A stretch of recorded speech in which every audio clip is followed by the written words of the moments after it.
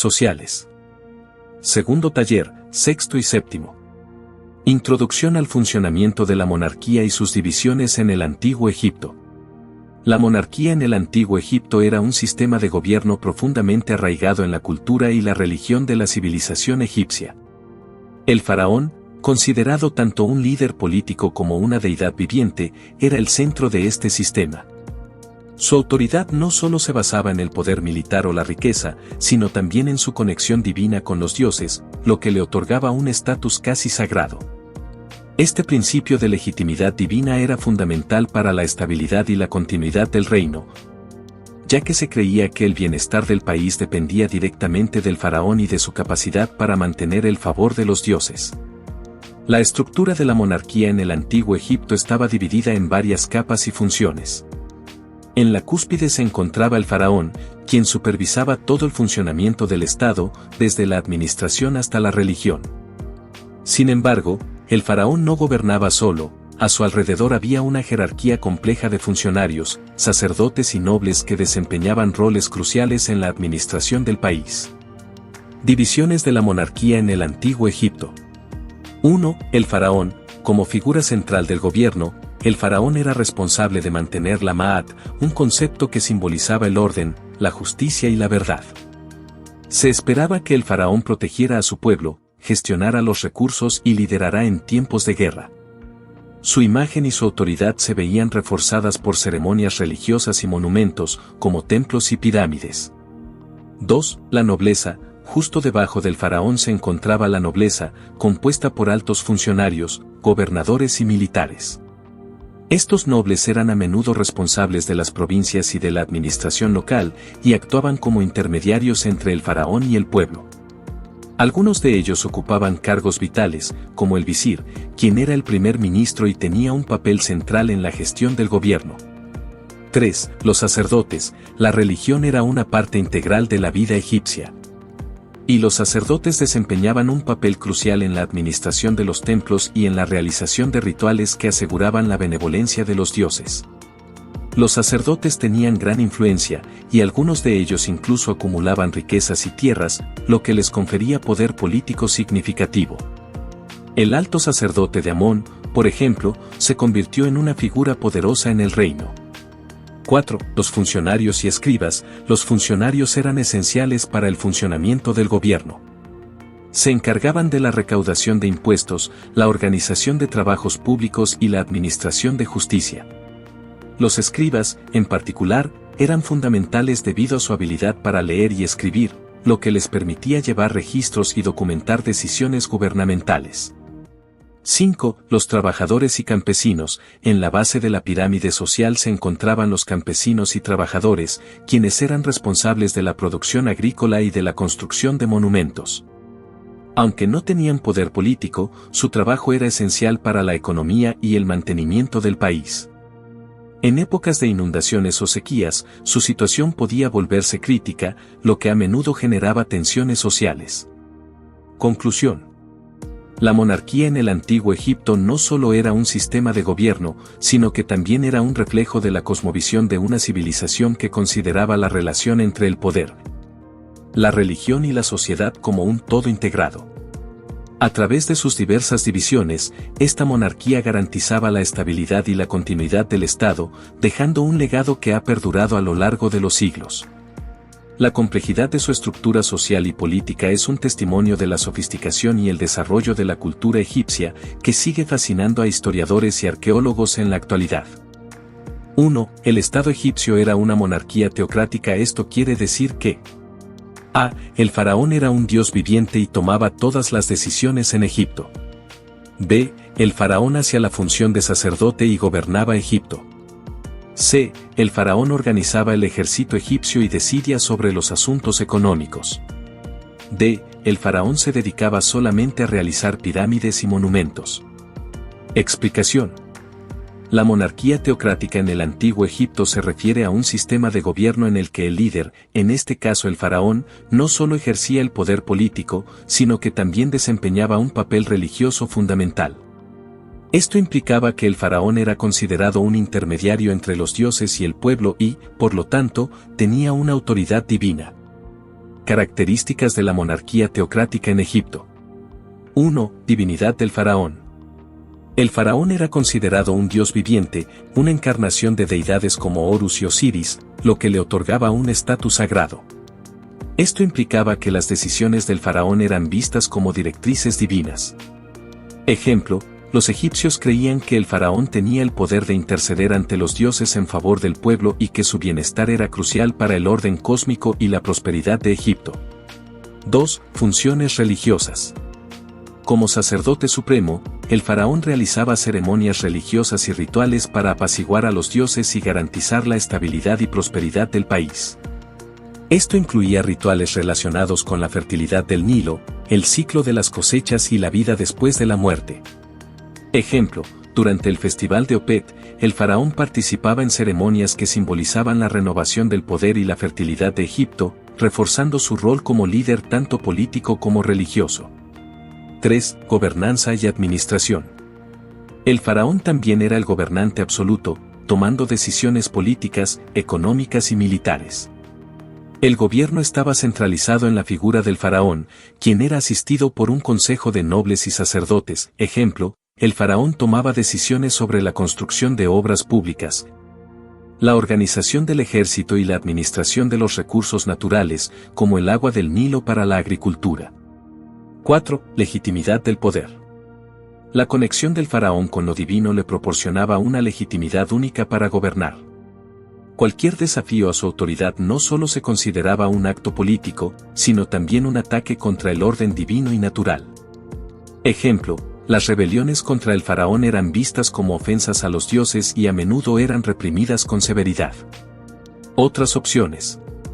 A. El faraón era un dios viviente y tomaba todas las decisiones en Egipto. Si bien el faraón era considerado un dios viviente, esta afirmación no refleja la dualidad de su papel como gobernante y sacerdote. Además, aunque tomaba decisiones, contaba con asesores y un sistema administrativo. C. El faraón organizaba el ejército egipcio y decidía sobre los asuntos económicos. Aunque esto es cierto, esta descripción es incompleta porque no abarca el papel religioso del faraón y su conexión con los dioses. D. El faraón se dedicaba solamente a realizar pirámides y monumentos. Esta opción es incorrecta ya que el faraón tenía muchas responsabilidades y aunque las construcciones son representativas de su poder, no son su única función. Conclusión. La monarquía teocrática en el antiguo Egipto definía la figura del faraón como un líder supremo que combinaba funciones políticas y religiosas, actuando como un mediador entre los dioses y el pueblo. Este sistema otorgaba al faraón una autoridad indiscutible, no solo en el ámbito gubernamental, sino también en el religioso, lo que era esencial para mantener el orden y la prosperidad en la sociedad egipcia. Su papel como sacerdote y gobernante le permitía llevar a cabo rituales vitales y tomar decisiones cruciales para la estabilidad del reino, asegurando la conexión entre el mundo humano y lo divino.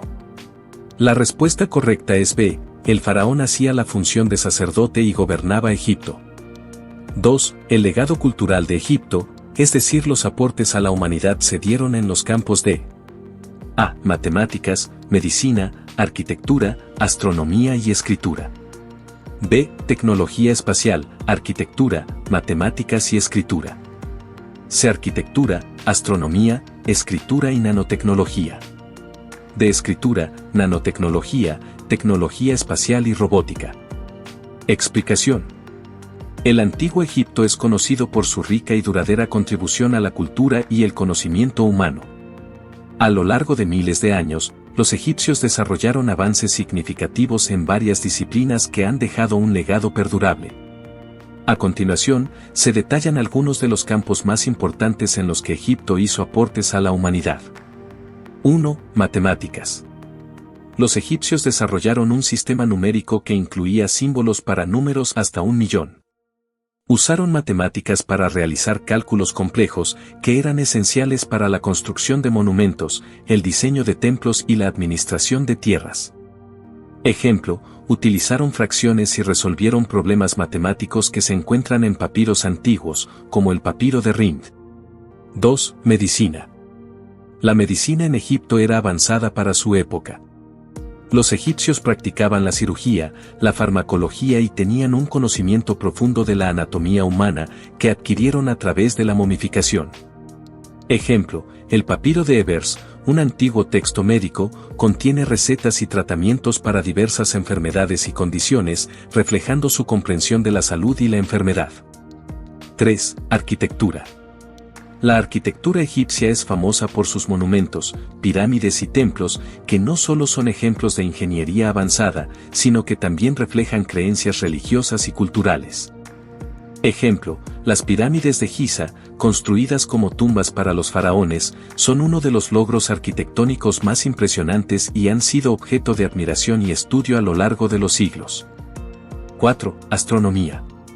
Los egipcios tenían un profundo conocimiento de los cuerpos celestes que utilizaban para desarrollar calendarios y predecir inundaciones del Nilo, cruciales para la agricultura. Ejemplo, su calendario solar de 365 días se basaba en las observaciones del ciclo de la inundación del Nilo y el ciclo de las estrellas. 5. Escritura. La escritura jeroglífica egipcia es uno de los sistemas de escritura más antiguos. Los egipcios usaron los jeroglíficos para registrar su historia, religión y administración, lo que permite a los historiadores y arqueólogos comprender su cultura. Ejemplo, las inscripciones en templos y tumbas, así como en papiros, han proporcionado información valiosa sobre la vida cotidiana, la religión y la política en el antiguo Egipto. Otras opciones. B. Tecnología espacial, arquitectura, matemáticas y escritura. Aunque Egipto desarrolló arquitectura y matemáticas, la tecnología espacial es un concepto moderno que no se aplica a la antigua civilización egipcia. C. Arquitectura, astronomía, escritura y nanotecnología. La nanotecnología es una disciplina contemporánea que no existía en el antiguo Egipto. Aunque realizaron logros en arquitectura, astronomía y escritura, la inclusión de nanotecnología es incorrecta. De escritura, nanotecnología, tecnología espacial y robótica, al igual que la opción anterior, esta afirmación incluye conceptos modernos que no son representativos de los logros de la antigua civilización egipcia. Conclusión.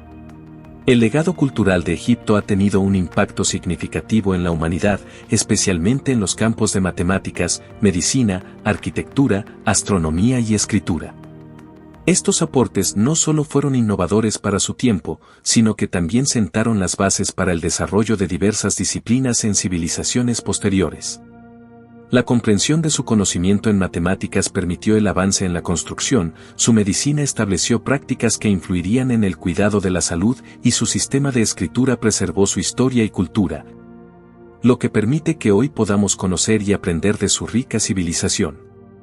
Este legado continúa influyendo en el pensamiento y la cultura contemporáneos, evidenciando la importancia de Egipto en la historia de la humanidad. La respuesta correcta es A. Matemáticas, medicina, arquitectura, astronomía y escritura. 3. Los hebreos son un pueblo de origen semita, quienes en sus orígenes migraron de Mesopotamia a Canaán y buscaron asentarse ahí dejando de ser nómadas. Hacia el año 70 después de Cristo se inició la diáspora que es A. Una celebración de la toma de la tierra de Canaán. B. Una celebración masiva de matrimonios judíos. C. La celebración de la Pascua judía. D. La dispersión del pueblo judío después de la segunda destrucción del Templo de Jerusalén por los romanos. Explicación. La diáspora judía se refiere a la dispersión del pueblo judío fuera de su tierra ancestral, especialmente después de eventos significativos que llevaron a su desplazamiento. El término diáspora proviene del griego y significa dispersión. Aunque la diáspora judía comenzó en varios momentos a lo largo de la historia, uno de los eventos más significativos fue la destrucción del segundo templo de Jerusalén en el año 70 después de Cristo por las fuerzas romanas. Contexto histórico. 1. Destrucción del segundo templo. El segundo templo, que había sido reconstruido después del exilio babilónico, era el centro religioso y cultural del pueblo judío. Su destrucción marcó un punto crítico en la historia judía y simbolizó la pérdida de la soberanía judía en Judea. Después de esta destrucción, muchos judíos fueron asesinados, mientras que otros fueron llevados como prisioneros a Roma o huyeron hacia otras regiones del imperio y más allá. 2. Consecuencias de la diáspora. La diáspora resultó en la creación de comunidades judías en diversas partes del mundo, incluyendo Europa, África del Norte y el Medio Oriente. Esta dispersión tuvo un impacto duradero en la identidad judía y en las prácticas religiosas, ya que los judíos comenzaron a adaptarse a las culturas locales mientras mantenían su fe y tradiciones. La vida comunitaria, el estudio de la Torá y la práctica de ritos religiosos se convirtieron en formas de preservar la identidad judía en la diáspora. 3. Persecuciones y adaptaciones. A lo largo de los siglos, los judíos en la diáspora enfrentaron persecuciones, expulsiones y discriminación, lo que llevó a una mayor cohesión dentro de la comunidad judía y al desarrollo de diferentes tradiciones y costumbres según las regiones donde se asentaron. Ejemplo, la diáspora sefardí, que se refiere a los judíos que fueron expulsados de España en 1492, llevó a la formación de comunidades judías en el Imperio Otomano, el norte de África y América Latina. Otras opciones. A. Una celebración de la toma de la tierra de Canaán. Esta afirmación es incorrecta porque la diáspora no se refiere a una celebración, sino a un evento histórico de dispersión y desplazamiento. B. Una celebración masiva de matrimonios judíos. Esto no tiene relación con la diáspora, que implica un éxodo y una pérdida de hogar, no una celebración. C. La celebración de la Pascua judía. Aunque la Pascua judía es una festividad importante que conmemora la liberación de los hebreos de la esclavitud en Egipto, no está relacionada con el concepto de diáspora. Conclusión. La diáspora judía, que comenzó tras la destrucción del Segundo Templo de Jerusalén en el año 70 después de Cristo, representa la dispersión y el exilio del pueblo judío de su tierra ancestral. Este evento marcó un cambio significativo en la historia del judaísmo, llevando a la formación de comunidades judías en todo el mundo y a la preservación de su identidad cultural y religiosa a pesar de los desafíos. La diáspora ha influido en la historia, la cultura y la religión judías a lo largo de los siglos, y su legado continúa hasta el día de hoy. La adaptación de los judíos a diferentes entornos y su capacidad para mantener su identidad son ejemplos de resiliencia cultural y espiritual. La respuesta correcta es D. La dispersión del pueblo judío después de la segunda destrucción del Templo de Jerusalén por los romanos. 4. Los fenicios fueron una civilización que aportaron en diferentes áreas, especialmente superaron la escritura de los sumerios y egipcios, fueron grandes navegantes porque A. Desarrollaron técnicas de navegación basadas en la lectura de las estrellas como guías y la construcción de la barca de doble remo. B. Desarrollaron grandes avances en la navegación con el uso de la brújula como guía y la construcción de la barca de doble remo. Se desarrollaron embarcaciones de vapor y se guiaron a través radar marítimo. D. Desarrollaron técnicas de navegación utilizando el telescopio para guiarse y la construcción del velero. Explicación. Los fenicios, una civilización que floreció en la costa del actual Líbano y partes de Siria y Palestina entre aproximadamente el 1500 y el 300 a.C., son ampliamente reconocidos por sus habilidades en la navegación y el comercio marítimo. A través de su innovador enfoque en la navegación, lograron establecer una red comercial que abarcaba el Mediterráneo y más allá. Técnicas de navegación. 1. Lectura de las estrellas. Los fenicios utilizaban técnicas de navegación estelar, que implicaban la observación de las constelaciones para determinar su posición en el mar. Esto era esencial para la navegación nocturna y les permitía realizar viajes largos y precisos. Ejemplo, la navegación por las estrellas les permitía orientarse en el Mediterráneo, donde las rutas comerciales eran fundamentales para su economía. Usaban constelaciones como la Osa Mayor y la Osa Menor para guiarse. 2. Construcción de embarcaciones. La barca de doble remo era un tipo de embarcación que les permitió moverse más rápidamente y con mayor maniobrabilidad. Este diseño mejoró la eficiencia de sus viajes comerciales y exploraciones marítimas. Ejemplo, las galeras fenicias, que tenían remos y velas, eran capaces de navegar tanto a remo como a vela, lo que les proporcionaba una ventaja sobre otros pueblos marítimos. 3. Innovaciones en la construcción naval. Los fenicios también fueron pioneros en la construcción de barcos más grandes y resistentes, utilizando maderas como el cedro, que era abundante en la región. Ejemplo, su habilidad para construir barcos más grandes les permitió transportar mercancías como tintes, madera y vidrio a largas distancias, lo que fomentó el comercio a lo largo del Mediterráneo. Otras opciones. B. Desarrollaron grandes avances en la navegación con el uso de la brújula como guía y la construcción de la barca de doble remo. Esta afirmación es incorrecta, ya que la brújula no fue inventada hasta siglos después de la época de los fenicios. Se desarrollaron embarcaciones de vapor y se guiaron a través del radar marítimo. Esta opción es anacrónica, ya que el vapor y el radar son tecnologías modernas que no existieron en la antigüedad. Desarrollaron técnicas de navegación utilizando el telescopio para guiarse y la construcción del velero. El telescopio y los veleros, en la forma en que los conocemos hoy, no existieron en la época fenicia. Conclusión. Los fenicios fueron pioneros en la navegación y el comercio marítimo en el Mediterráneo, gracias a su dominio de técnicas de navegación basadas en la observación de las estrellas y la construcción de embarcaciones eficientes, como la barca de doble remo. Estos avances les permitieron establecer una vasta red comercial que conectaba diferentes culturas y economías, contribuyendo significativamente a la difusión de productos, ideas y tecnologías a través del Mediterráneo. Su legado en la navegación es un testimonio de su innovación y adaptabilidad, sentando las bases para futuros desarrollos en la historia marítima. La respuesta correcta es A. Desarrollaron técnicas de navegación basadas en la lectura de las estrellas como guías y la construcción de la barca de doble remo. 5. En el Imperio Persa, como en muchos imperios existieron varios soberanos, en la cultura persa se destacan dos. A. El rey Darío y Jerjes su hijo y sucesor al trono. B. Calígula y Jerjes su hijo sucesor al trono. C. El rey Darío y Alejandro Magno. De Enrique VIII y Luis XIV. Explicación. El Imperio Persa, uno de los imperios más grandes de la historia, alcanzó su apogeo durante el período aqueménida, que se extendió desde el siglo VI a.C. hasta el siglo IV a.C. Dos de sus más prominentes soberanos fueron Darío I, Darío el Grande, y su hijo Jerjes I, también conocido como Jerjes. 1. Darío I, Darío el Grande. Reinado. Darío I gobernó desde 522 a.C. hasta 486 a.C. y es conocido por consolidar y expandir el imperio, así como por su organización administrativa. Contribuciones. Administración. Implementó un sistema de satrapías, provincias, que facilitó el gobierno de un vasto territorio y promovió la construcción de infraestructuras, como caminos y canales.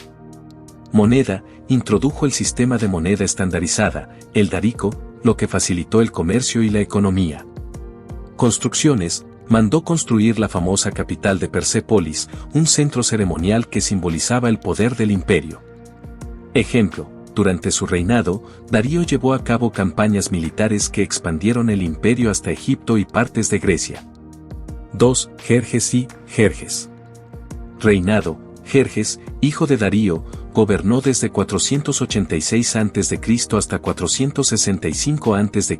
y es conocido por su papel en las guerras médicas contra Grecia. Contribuciones.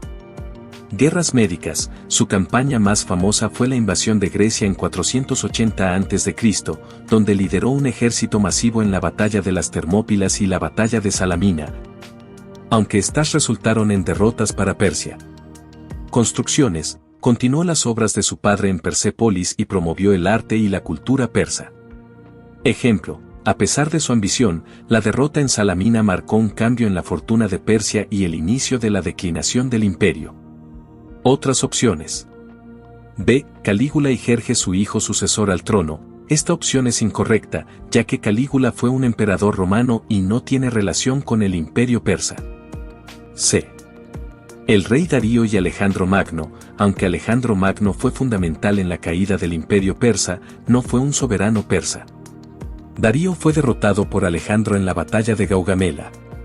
De Enrique VIII y Luis XIV, ambos fueron monarcas europeos, pero pertenecen a contextos históricos y geográficos diferentes que no tienen relación con el imperio persa. Conclusión.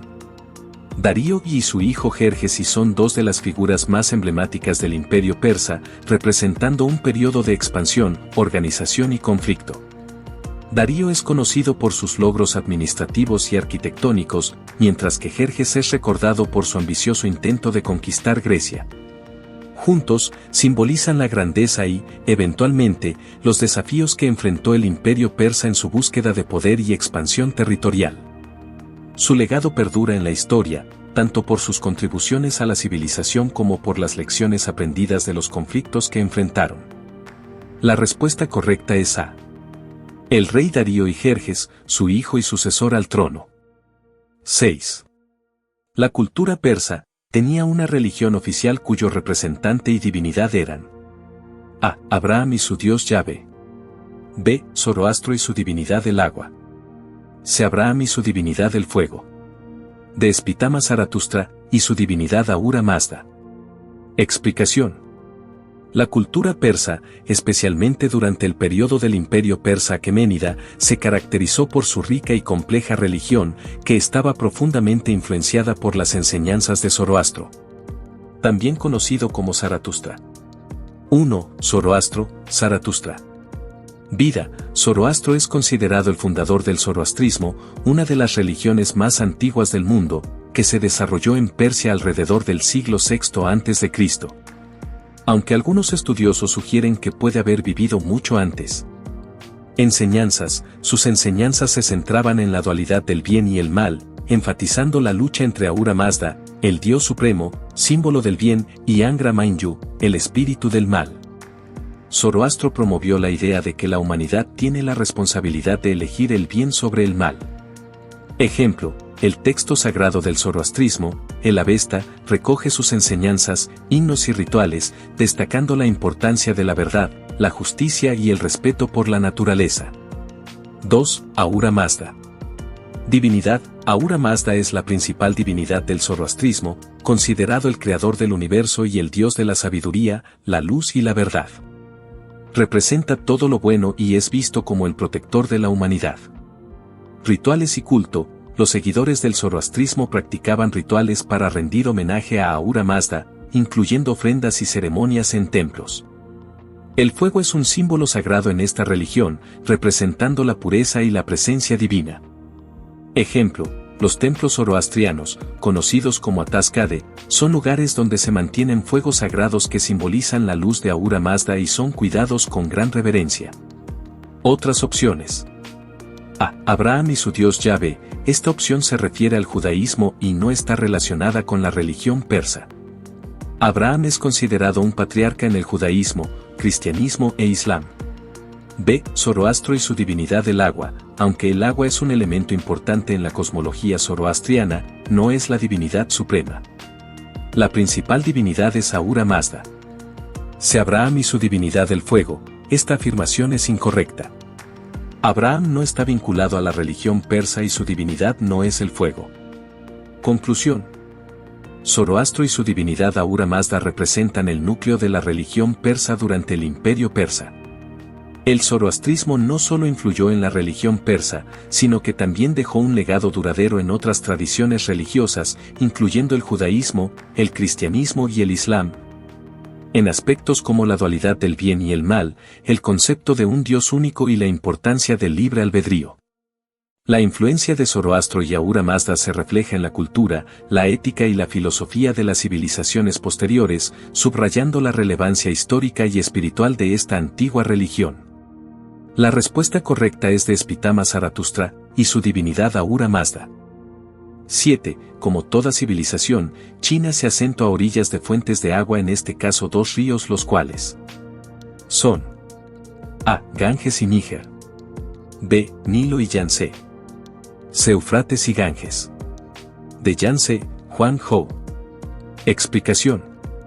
La civilización china se desarrolló a lo largo de dos de los ríos más importantes de Asia, el Yangtze, también conocido como Changjiang, y el Huanghou, también conocido como el Río Amarillo.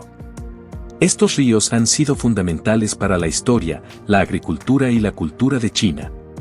1. Yangtze, Changjiang. Descripción: es el río más largo de Asia y el tercero más largo del mundo, con una longitud de aproximadamente 6.300 kilómetros. Nace en el Tíbet y fluye hacia el este, desembocando en el mar de China Oriental. Importancia. Agricultura. Las llanuras aluviales del Yangtze son extremadamente fértiles, lo que permite el cultivo de arroz, soja y otros cultivos importantes. La región alrededor del Yangtze es uno de los principales centros agrícolas de China. Transporte y comercio. El río ha sido una vía crucial para el transporte de mercancías y personas a lo largo de la historia, facilitando el comercio interno y el desarrollo económico. Cultura. La cuenca del Yangtze ha sido el hogar de numerosas civilizaciones y culturas a lo largo de los siglos, contribuyendo a la rica herencia cultural de China.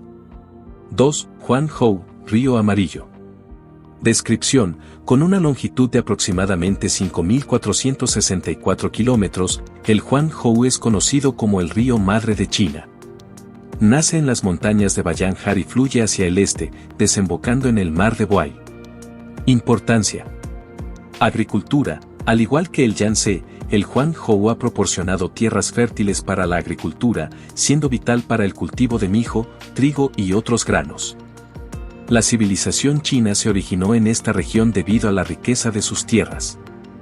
Desastres naturales. A lo largo de la historia, el Huanghou ha sido conocido por sus inundaciones devastadoras que han causado grandes daños y pérdidas de vidas.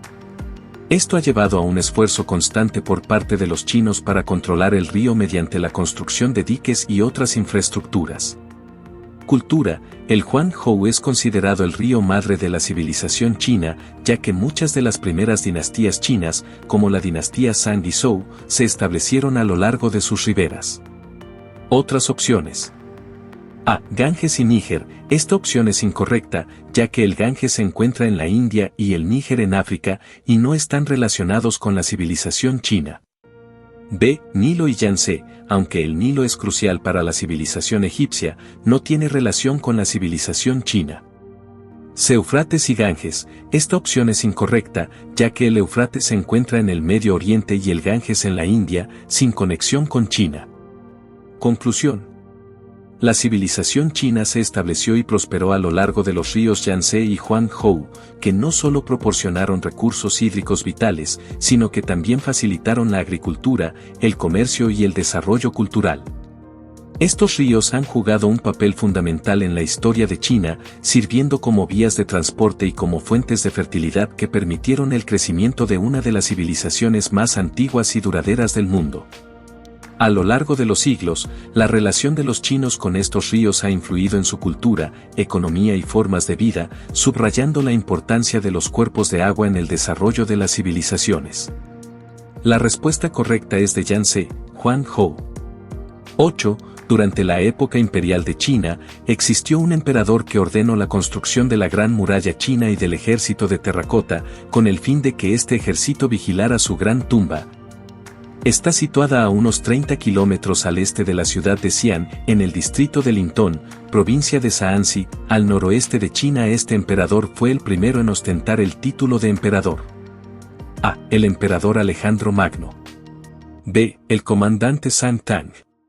C. El emperador Insi Huangdi. D. El rey Zhang. Explicación. Insi Huangdi, conocido como el primer emperador de China, gobernó desde 221 a.C. hasta 210 a.C.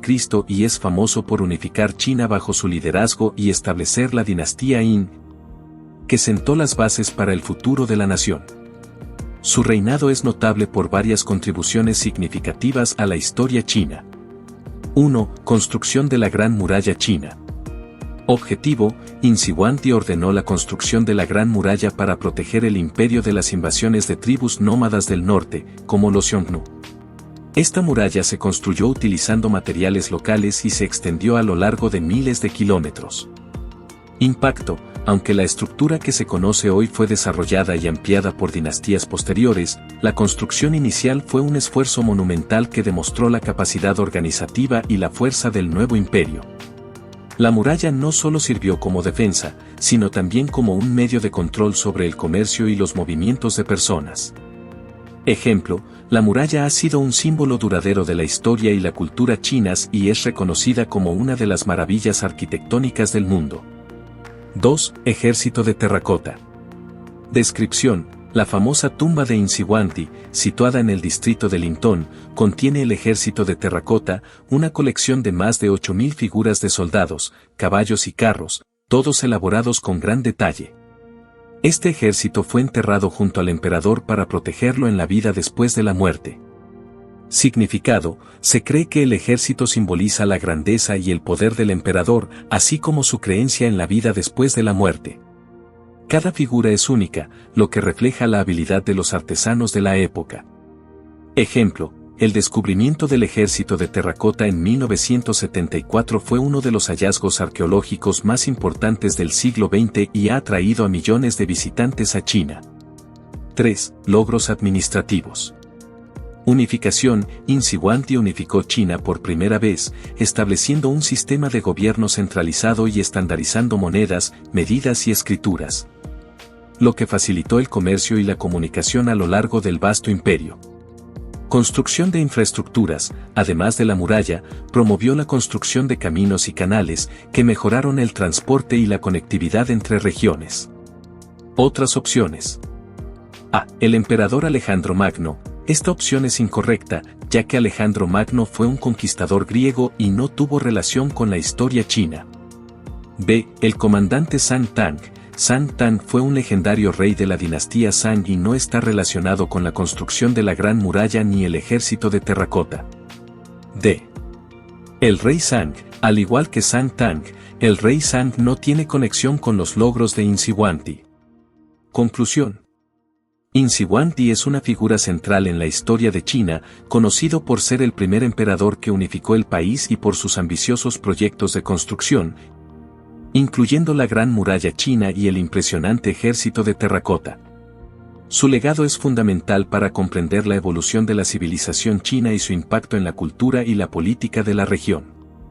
La combinación de su visión militar, administrativa y cultural ha dejado una huella indeleble en la historia, convirtiéndolo en uno de los líderes más significativos de la antigüedad. La respuesta correcta es C. El emperador Insihuanti.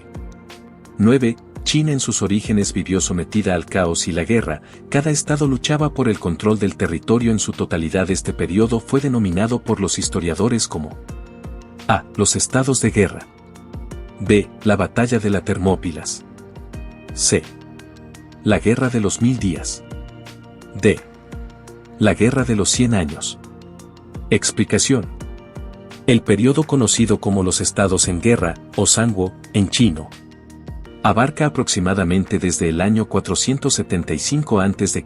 hasta el 221 a.C. y fue una época de intenso conflicto y fragmentación en la antigua China, caracterizada por la lucha entre varios estados que buscaban la dominación territorial y el control político. 1. Contexto histórico. Fragmentación. Tras el colapso de la dinastía Zhou occidental, China se fragmentó en varios estados independientes. Cada estado competía por recursos, territorio y poder, lo que llevó a una serie de conflictos militares. Conflictos continuos, los enfrentamientos eran comunes, y los líderes de estos estados se dedicaban a forjar alianzas temporales, realizar traiciones y planear estrategias militares para expandir sus dominios. 2. Características de los estados en guerra. Desarrollo militar. Este periodo vio el avance en tácticas y tecnologías militares, incluyendo el uso de caballería y la fortificación de ciudades. La guerra se convirtió en un campo de innovación estratégica y bélica. Filosofía y cultura. A pesar del caos, esta era también fue un tiempo de gran desarrollo cultural y filosófico. Figuras como Confucio y Lao Tse emergieron durante este tiempo, influyendo profundamente en la filosofía y la ética chinas. Escuelas de pensamiento, el confucianismo, el taoísmo y el legalismo florecieron durante este periodo, cada uno ofreciendo distintas visiones sobre cómo gobernar y vivir en tiempos de inestabilidad. 3. Unificación y fin del periodo.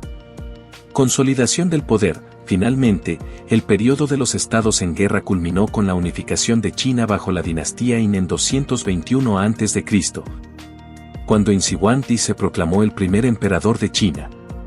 Ejemplo, la victoria de Qin sobre otros estados, como Zhao, Wei y Chu, marcó el final de las luchas internas y el inicio de una era de centralización del poder.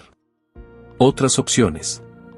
B. La batalla de las Termópilas. Esta fue una famosa batalla entre los griegos y los persas en 480 a.C. y no está relacionada con la historia china. C. La Guerra de los 1000 días. Este término se refiere a un conflicto